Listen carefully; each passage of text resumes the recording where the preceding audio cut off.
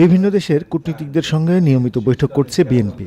রোববার সকালে বিএনপি চেয়ারপারসনের গুলশান কার্যালয়ে দলের মহাসচিব মির্জা ফখরুল ইসলাম আলমগীরের সঙ্গে সাক্ষাৎ করেন বাংলাদেশে নিযুক্ত রাশিয়ার রাষ্ট্রদূত আলেকজান্ডার গ্রিগোরভিচ খোজিন। ঘণ্টাখানেক বৈঠক শেষে বিস্তারিত জানান বিএনপির স্থায়ী কমিটির সদস্য আমির খসরু মোহাম্মদ চৌধুরী।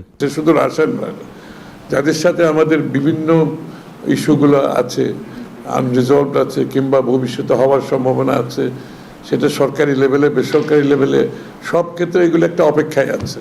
তো তারা সবাই চাচ্ছে নির্বাচনের মাধ্যমে নির্বাচিত সরকার আসলে এই সিদ্ধান্তগুলো নিতে অনেক সহজ হয়ে যাবে এবং এই সিদ্ধান্তগুলো তো অনেকগুলো স্বল্পমেয়াদী সিদ্ধান্ত না, অনেকগুলো দীর্ঘমেয়াদী মধ্যমেয়াদী সিদ্ধান্ত আছে।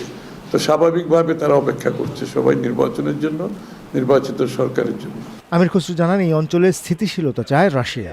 সকলের তো কনসার্ন আছে যে সবাই এই এলাকায় একটা স্টেবিলিটি চায়।